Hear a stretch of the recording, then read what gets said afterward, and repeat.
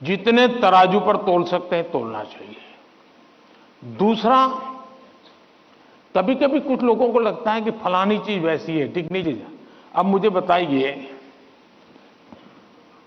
स्वच्छता का विषय अगर प्रधानमंत्री के रूप में देखें तो बहुत मामूली विषय है कि नहीं है? बहुत मामूली विषय है कि नहीं है? कोई भी कहेगा यार पीएम को इतने सारे काम है, ये स्वच्छता स्वच्छता करता रहता है। लेकिन जब मैंने उसके अंदर अपना मन लगा दिया, हर बार मैंने उसको अपना एक महत्व का साधन बना दिया, आज स्वच्छता देश का प्राइम एजेंडा बन गया कि नहीं बन गया? स्वच्छता तो छोटा विषय था, लेकिन अगर मैं उससे जान मैंने भर दी तो वो बहुत बड़ा बन गया। इसलिए हम ये न सोचे, आपने देखा होगा, कल मैं पूरा तो पढ़ नहीं पाया लेकिन मेरा नजर गई कि किसी ने कहा है कि पिछले 10 साल में आर्ट और कल्चर के क्षेत्र में भारत का मार्केट 250 गुना बढ़ गया है। अब आज से पहले कोई पेंटिंग करता तो मां बाप कहते पहले पढ़ाई करो, वैकेशन में पेंटिंग करना। उसको लगता ही नहीं था कि पेंटिंग भी जीवन में महत्व का विषय हो सकता है। और इसलिए हम किसी चीज को कम ना आके, हमारे में दम होगा तो हम उसको जान भर देंगे। हमारे में सामर्थ्य होना चाहिए, और जो चीज हाथ में लें उसमें जी जान से जुड़ जाएं। हम आधे अधूरे, यार उसने ये लिया, मैं ये लेता तो शायद अच्छा होता, उसने ये लिया, मैं ये लेता तो अच्छा होता, ये उलझन आपको बहुत संकटों में डाल सकती है। दूसरा विषय है कि आज नेशनल एजुकेशन पॉलिसी ने आपके लिए बहुत सुविधा कर दी है। आप एक क्षेत्र में बढ़ रहे हैं, लेकिन आपको कहा मन कर गया चलो एक और ट्रायल करना है, तो आप शिफ्ट कर सकते हैं, आपकी राह बदल सकते हैं। आपको किसी पर बंद रहने की जरूरत नहीं है, आप अपने आप प्रगति कर सकते हैं। और इसलिए अब शिक्षा में भी बहुत, आज मैं भी एग्जीबिशन देख रहा था, मैं देख रहा था कि बच्चों की प्रतिभा जिस प्रकार से प्रकट हुई है, प्रभाव करने वाली है। सरकार का आईएनबी मिनिस्ट्री सरकार की योजनाओं को कम्युनिकेट करने के लिए जो करे, उससे ज्यादा मैंने देखा इन बच्चों ने बहुत अच्छा किया है। नारी शक्ति का महत्व इतने बढ़िया तरीके से रखा है। इसका मतलब यह हुआ कि किसी भी हालत में हमें निर्णायक होना ही चाहिए, और एक बार निर्णायक होने की आदत लग जाती है ना, फिर कंफ्यूजन नहीं रहता है। वरना तो आपने देखा होगा कि कभी हम रेस्टोरेंट में चले जाएं परिवार के साथ, आप याद कीजिए, आप, मुझे तो वो मौका नहीं मिलता है लेकिन आपको मिलता होगा। रेस्टोरेंट में जाते होंगे, पहले आप सोचते होंगे मैं ये मंगवाऊंगा, फिर बगल वाले टेबल पर कुछ देखते हैं तो कहता है नहीं ये नहीं, ये मंगवाऊंगा। फिर वो बैरा जो है कुछ और ट्रे में लेके जाकर दिखता है मुझे, यार ये कुछ और है, नहीं नहीं ये क्या है भाई, ये है, अच्छा मेरे वो 2 कैंसल, ये ले आओ। अब उसका कभी पेट ही नहीं भरेगा जी, उसको कभी संतोष नहीं होगा, और जिस डिश आएगी तो उसको लगेगा यार इसके बजाय वो पहले वाला ले लिया होता तो अच्छा होता। जो लोग रेस्टोरेंट के डाइनिंग टेबल पर निर्णय नहीं कर पाते हैं, वो कभी रेस्टोरेंट का या खाने का आनंद नहीं ले सकते हैं। आपको निर्णायक बनना पड़ता है।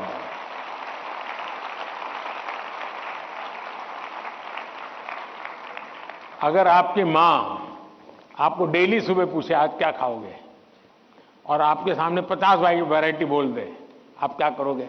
घूम फिर करके आ जाओगे, रोज खाते हो वहीं पर आके खड़े हो जाओगे। मैं समझता हूं कि हमें आदत डालनी चाहिए कि भाई हम निर्णायक बने। निर्णय लेने से पहले 50 चीजों को हम बारीकियां देखें, उसके प्लस माइनस पॉइंट देखें, प्लस माइनस पॉइंट के लिए किसी से पूछें, लेकिन उसके बाद हम निर्णायक बने। और इसलिए कंफ्यूजन किसी भी हालत में आप किसी के लिए अच्छा नहीं है। अनिर्णायकता और खराब होती है और उसमें से हमने बाहर आना चाहिए। Thank you.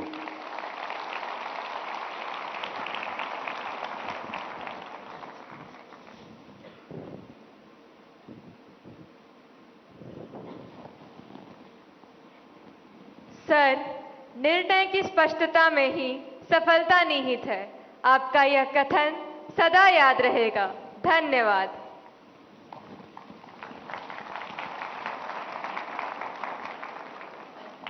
शांत समुद्र तट, चित्रमय गलियां और सांस्कृतिक विभिन्नताओं के लिए प्रसिद्ध नगर पुडुचेरी के गवर्नमेंट हायर सेकेंडरी स्कूल सदरापट की छात्रा दीवश्री हमारे बीच इस सभागार में मौजूद हैं और अपना प्रश्न पूछना चाहती हैं। दीवश्री, कृपया अपना प्रश्न पूछिए। Namaste, Vanakkam, Honorable Prime Minister, sir. Vanakkam Vanakkam. My name is Deepasri. I am coming from Government Higher Secondary School, Sedrapat, Puducherry. My question is, how can we build our trust in parents that we are working hard? Thank you, sir. धन्यवाद दीवश्री। प्रधानमंत्री जी, हम माता पिता को कैसे विश्वास दिलाएं कि हम मेहनत कर रहे हैं, इस विषय पर दीवश्री आपसे मार्गदर्शन चाहती हैं।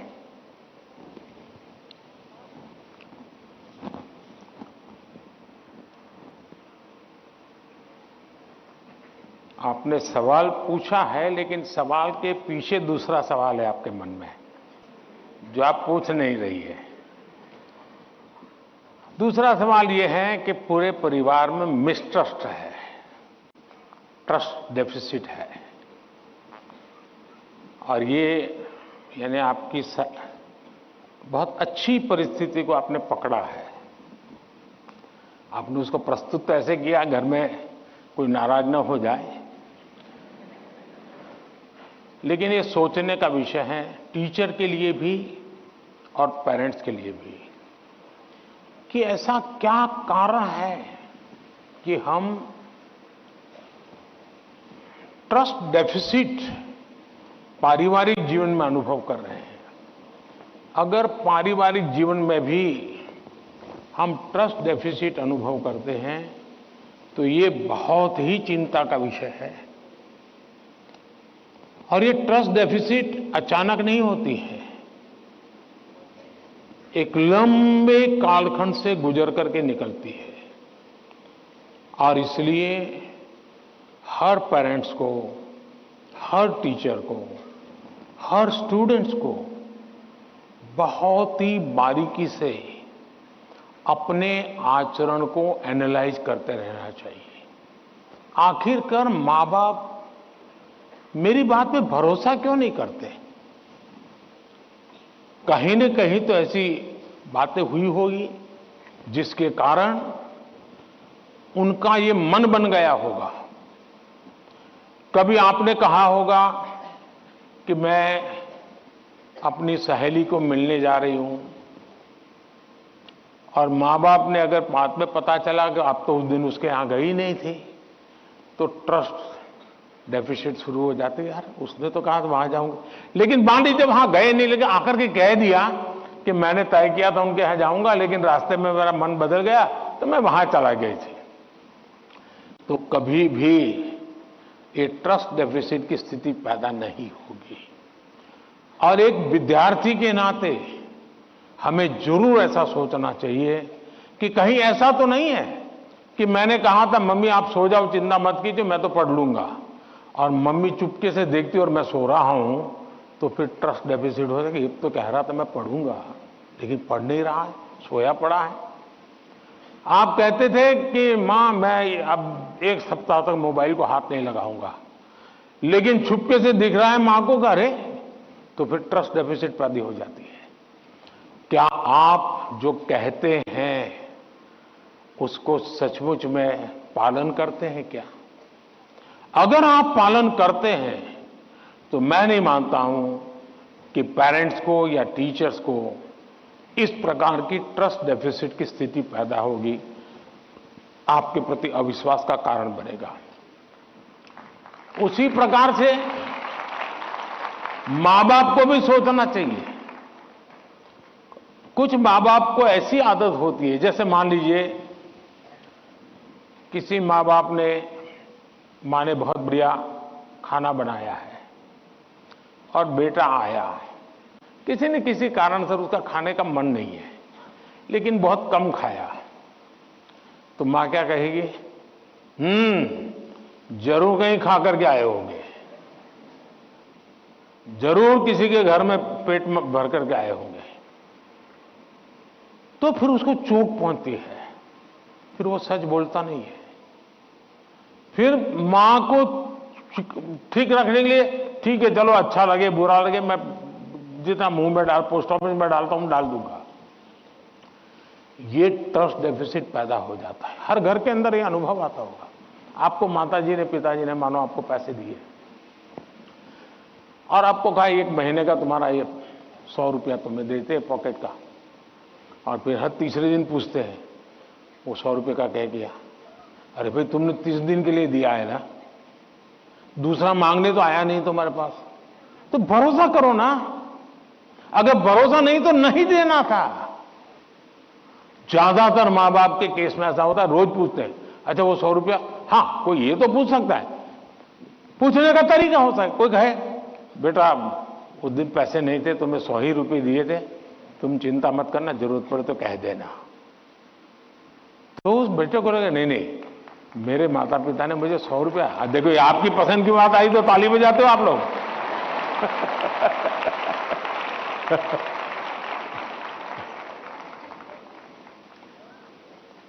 अगर वही सवाल ये पूछते 100 का क्या किया, इसके बजाय कह दे, तो बेटा कहेगा ना मां बिल्कुल नहीं, मेरे पास पैसे हैं, सफिशिएंट है। यानी हमारा एक दूसरे के बीच बात करने का तरीका कैसा है, ये चीजें सामान्य जीवन में जो अनुभव आती हैं वो फिर धीरे धीरे धीरे एजुकेशन सिस्टम के साथ रोजमर्रा की हमारी अपेक्षाएं होती है, उसके टकराव में कन्वर्ट हो जाती है। फिर कहा मार्क्स क्यों नहीं आए? बस तुम पढ़ते ही नहीं होंगे, ध्यान देते ही नहीं होंगे, क्लास में बैठते नहीं होंगे, अपने दोस्तों के साथ गप्पे मारते होंगे, हो सकता है वो पैसे हैं सिनेमा देखने चले गए होंगे, मोबाइल फोन पर रील देखते होंगे। फिर वो कुछ न कुछ कहना शुरू हो जाता है, फिर दूरी बढ़ जाती है। पहले ट्रस्ट खत्म हो जाता है, फिर दूरी बढ़ जाती है, और ये दूरी कभी कभी बच्चों को डिप्रेशन की तरफ धकेल देती है। और इसलिए मां बाप के लिए बहुत आवश्यक है, उसी प्रकार से टीचर्स ने भी बच्चों के साथ इतना खुलापन रखना चाहिए, सहज रूप से अपनी बात कह सके। अगर उसको कोई सवाल समझ में नहीं आया तो कोई टीचर हड़का देगा, तुझे कुछ समझ नहीं आने वाला तो बाकियों के विद्यार्थियों का टाइम खराब मत करो, बैठ जाओ। कभी कभी क्या करते हैं टीचर भी, जो 4-5 होनहार बच्चे होते हैं ना, उनको वो बहुत प्रिय लगते हैं, उनसे उनका मन लग जाता है। बाकी क्लास में 20 बच्चे हैं, 30 बच्चे हैं, वो जाने उनका नसीब जाने, ये 2-4 में अपना मन लगा देते हैं, सब चीजें वाहवाही उन्हीं की करते रहते हैं, वही रिजल्ट देकर गए। अब आप उसको कितना आगे ले जा पाते हो तो अलग बात है, लेकिन बाकी जो है वहां से नीचे गिरा देते हैं। और इसलिए कृपा करके आपके लिए सभी स्टूडेंट समान होने चाहिए, सबके साथ इक्वली। हाँ, जो तेज होगा वो अपने आप में से जो अमृत है वो ले लेगा, लेकिन जिसको सबसे ज्यादा जरूरत है उसके प्रति अगर आप सिंपैथेटिक, और उसमें भी मैं मानता हूं उसके गुणों की तारीफ कीजिए। कभी एक बच्चा बिल्कुल वीक है पढ़ने में, लेकिन उसके हैंड राइटिंग अच्छे है, तो उसके सीट पे जाकर के अरे यार क्या बढ़िया लिखते हो तुम, कितने हैंड राइटिंग तुम्हारे अच्छे हैं, क्या स्मार्टनेस है तुम्हारी। कभी ऐसा एक डल विद्यार्थी है, अरे यार तेरा कपड़ा बहुत शर्ट बहुत अच्छा है, उसके अंदर कॉन्फिडेंस बिल्डअप होगा, वो आपके साथ खुलने लग जाएगा, वो आपसे बातें करने लगेगा कि ये साहब के प्रति मेरे प्रति उनका ध्यान है। अगर ये सहज वातावरण बन जाएगा तो मैं नहीं मानता हूं कि, लेकिन ये विद्यार्थियों का भी उतना ही दायित्व है। हमें आत्मचिंतन करना चाहिए कि मेरी ऐसी कौन सी बातें थी जिसने मेरे घर के लोगों का मुझ पर से भरोसा उठ गया। ये किसी भी हालत में हमारे आचरण से हमारे परिवार के, हमारे टीचर का हम पे भरोसा उठना नहीं चाहिए। हमसे कुछ नहीं हुआ तो कहना चाहिए। दूसरा, मुझे लगता है कि परिवार में एक प्रयोग कर सकते हैं। मान लीजिए आपका बेटे या बेटी के 5 दोस्त हैं, तय कीजिए कि महीने में एक बार 2 घंटे वो पांचों परिवार किसी एक परिवार में एकत्र होंगे, दूसरे महीने दूसरे परिवार में बिल्कुल गेट टुगेदर करेंगे, और उसमें बच्चे बूढ़े सम हो गए। ऐसा नहीं कि 2 लोगों को घर छोड़ के आ जाएंगे। 80 साल के माँ बाप भी अगर फिजिकली फिट आ सकते हैं, उनको भी लेके आइए। और फिर तय कीजिए कि आज वो तो तीसरे नंबर का दोस्त है, उसकी माताजी एक कोई पॉजिटिव बुक पढ़ करके उसकी कथा सुनाएगी। अगले बार तय किए जो 4 नंबर का दोस्त है, उसके पिताजी एक कोई पॉजिटिव मूवी देखा होगा तो उसकी कथा सुनाएंगे। जब भी आप 1 घंटे का गेट टुगेदर करें, सिर्फ और सिर्फ उदाहरणों के साथ, किसी रेफरेंस के साथ पॉजिटिव चीजों की चर्चा करें, वहां के किसी के रेफरेंस से नहीं। आप देख लेना, धीरे धीरे वो पॉजिटिविटी पर्कुलेट होगी, और यही पॉजिटिविटी सिर्फ आपके बच्चों के प्रति नहीं, अंदर अंदर भी ऐसा ट्रस्ट का वातावरण बना देगी कि आप सब एक इकाई बन जाएंगे, एक दूसरे के मददगार बन जाएंगे। और मैं मानता हूं ऐसे कुछ प्रयोग करते रहना चाहिए। धन्यवाद।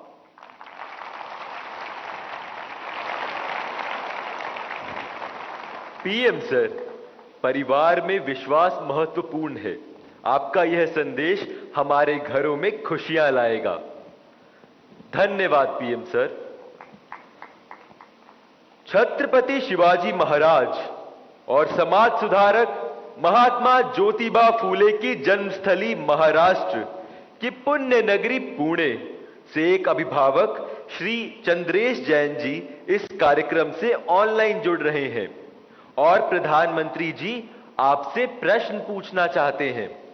चंद्रेश जी, कृपया अपना प्रश्न पूछिए। माननीय प्रधानमंत्री जी, आपको मेरा सादर प्रणाम। मेरा नाम चंद्रेश जैन है। मैं एक अभिभावक हूँ। मेरा आपसे एक प्रश्न है, क्या आपको नहीं लगता है आजकल के बच्चों ने अपने दिमाग का इस्तेमाल करना बंद कर दिया है? वे तकनीक पे अधिक निर्भर रहने लगे हैं क्योंकि सब कुछ उंगलियों पे उपलब्ध है। कोई इस युवा पीढ़ी को कैसे जागरूक कर सकता है कि वे प्रौद्योगिकी के स्वामी बनने चाहिए, उसका गुलाम नहीं? कृपया मार्गदर्शन कीजिए। धन्यवाद। थैंक यू चंद्रेश जी। आदिवासी जनजाति के लोक नायक, स्वतंत्रता सेनानी बिरसा मुंडा की जन्मभूमि झारखंड के रामगढ़ जिले से एक अभिभावक श्रीमती पूजा श्रीवास्तव जी ऑनलाइन माध्यम से इस कार्यक्रम से जुड़ी हुई है और प्रधानमंत्री जी आपसे प्रश्न पूछकर अपनी शंका का समाधान चाहती है। Puja, please ask your question. Namaskar, Honorable Prime Minister Sir. My name is Kumari Pooja Srivastav. I am a parent of Priyanshi Srivastav studying in Sri Guru Nanak Public School, Ramgarh, Jharkhand. Sir, I want to ask that how I can manage my daughter's studies with using social media platform like Instagram, Snapchat, Twitter. Please guide me on this. Thank you, sir. Thank you ma'am. Himachal Pradesh Shivalik पहाड़ियों की तलहटी में स्थित हमीरपुर जिले के TRDAV school Kangu के एक छात्र अभिनव राणा ऑनलाइन माध्यम से जुड़ रहे हैं और प्रधानमंत्री जी आपसे एक प्रश्न पूछना चाहते हैं। अभिनव, कृपया अपना प्रश्न पूछिए। Honorable Prime Minister Sir, Namaskar. My name is Abhinav Rana. I am a student of TRDAV Public Senior Secondary School, Kangu District, Hamirpur, Himachal Pradesh. Sir, my question is, how can we educate and encourage students to manage exam stress effectively while also harnessing the benefits of mobile technology as a tool for learning rather than letting it become a distraction during crucial study periods? Thank you, sir. Thank you Abhinav. प्रधानमंत्री जी, चंद्रेश जैन, पूजा और अभिनव जैसे अनेक लोग जीवन में social media और technology के बढ़ते दबाव की स्थिति से परेशान हैं। वे सभी तकनीक पर निर्भरता एवं इसके अधिक प्रयोग से होने वाली दुष्प्रभाव से कैसे बचें? कृपया इस विषय में उचित परामर्श प्रदान कीजिए। देखिए, हमारे यहाँ शास्त्रों में भी कहा गया है और सहज जीवन में भी कहा गया, किसी भी चीज का अति किसी का भला नहीं करता है। हर चीज उसका एक मानदंड होना चाहिए, उसके आधार पर होता है। अगर मान लीजिए मां ने बहुत बढ़िया खाना बनाया है, न्यूट्रिशन की दृष्टि से रिच है, टेस्ट आपकी पसंद का है, समय भी खाने का है, लेकिन बस खा रहे हैं, खा रहे हैं, खा रहे हैं, मां परोसती जा रही है। क्या ये संभव है? क्या संभव है? क्या कभी कभी तो आप मां को कहो, नहीं मां बस बहुत हो गया, अब नहीं खा सकता हूं, करते हो कि नहीं करते हो? अपनी प्रिय खाना था, हर प्रकार से न्यूट्रिशन वैल्यू वाला था, वो समय भी ऐसा था, खाने का वक्त था, फिर भी एक स्टेज आ जाता है जब वो खाना आपके लिए तकलीफ कर सकता है, वॉमिटिंग करवाएगा, हेल्थ खराब कर देगा। आपका कितना ही प्रिय खाना आपको रुकना पड़ेगा। रुकना पड़ता कि नहीं रुकना पड़ता?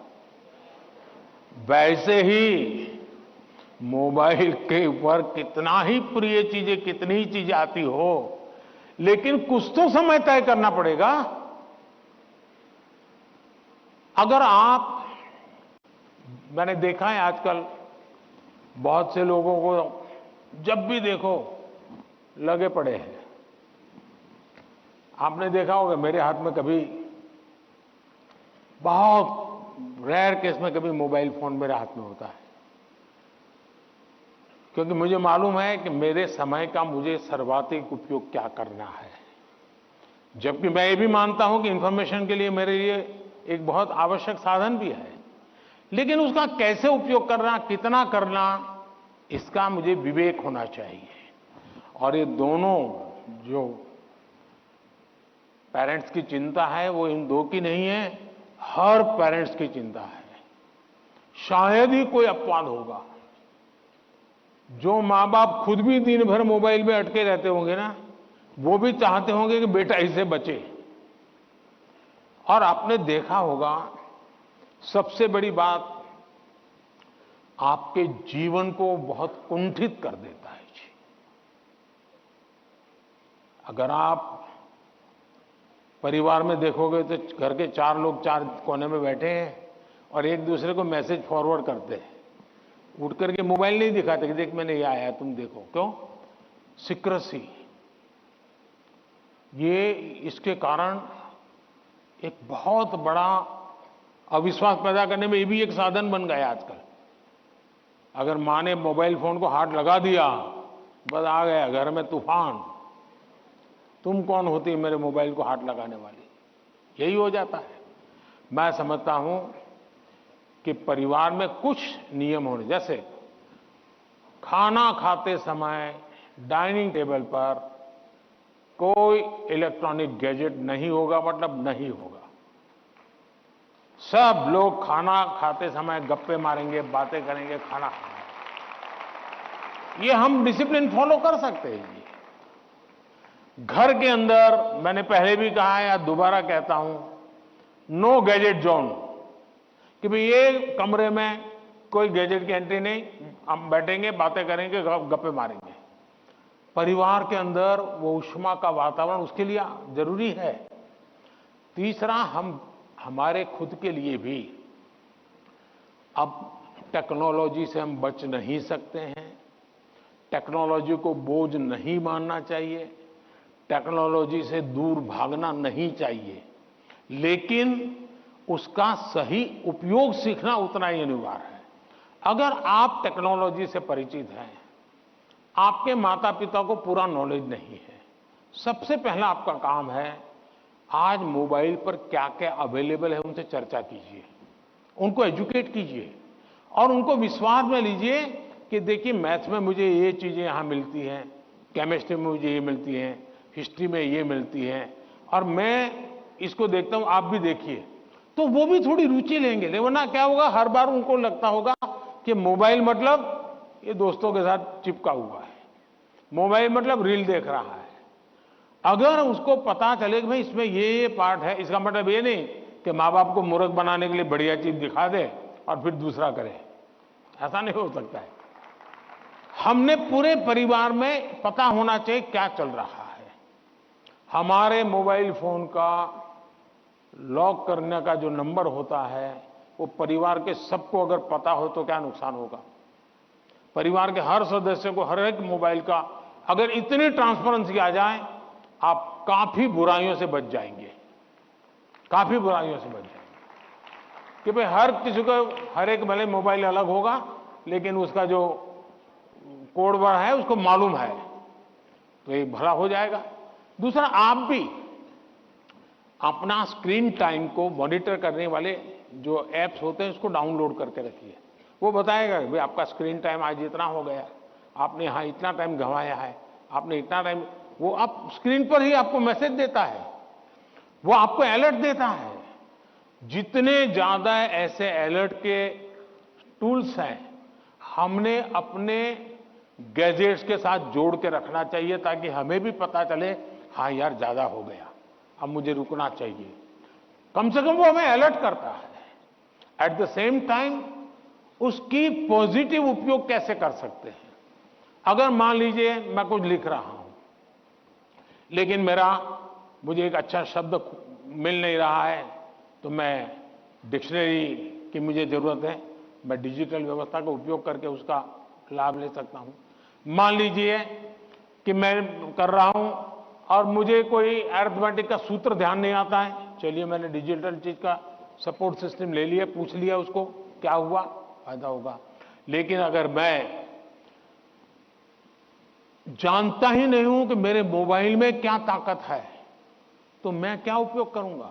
और इसलिए मुझे तो लगता है कि कभी कभी क्लासरूम में भी मोबाइल के पॉजिटिव पहलू क्या क्या है, पॉजिटिवली उपयोग आने वाली कौन सी चीजें हैं, कभी 10-15 मिनट क्लासरूम में चर्चा करनी चाहिए। कोई स्टूडेंट अपने अनुभव बताएगा कि मैंने उस वेबसाइट को देखा, हमारे स्टूडेंट्स के लिए अच्छी वेबसाइट है, मैंने उस वेबसाइट को देखा, फलाने सब्जेक्ट के लिए वहां अच्छी लर्निंग मिलती है, अच्छे लेसन्स मिलते हैं।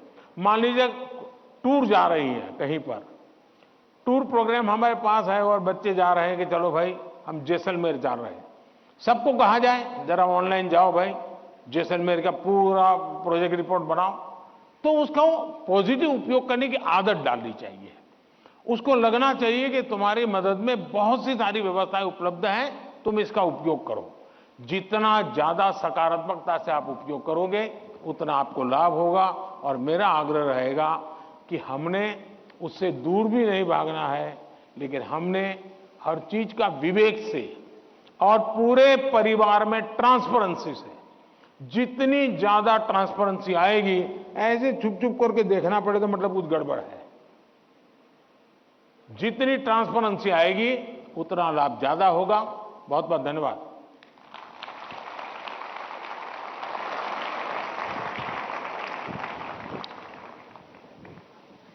पीएम सर, सफलता के लिए जीवन में संतुलन बहुत महत्वपूर्ण है। यह मंत्र हमें सही राह पर अग्रसर करेगा। धन्यवाद। महाकवि सुब्रमण्यम भारती की जन्मभूमि तमिलनाडु की राजधानी चेन्नई के मॉडर्न सीनियर सेकेंडरी स्कूल के छात्र एम वागेश ऑनलाइन माध्यम से जुड़े हैं और प्रधानमंत्री जी आपसे प्रश्न पूछना चाहते हैं। भारत मंडपम से सीधी और लाइव तस्वीरें आपको दिखा रहे हैं लगातार हम, जहां पर परीक्षा पे चर्चा जारी है। प्रधानमंत्री मोदी छात्रों के और उनके अभिभावकों के सवालों के जवाब दे रहे हैं। छोटा सा ब्रेक के पार खबरों का सिलसिला जारी है।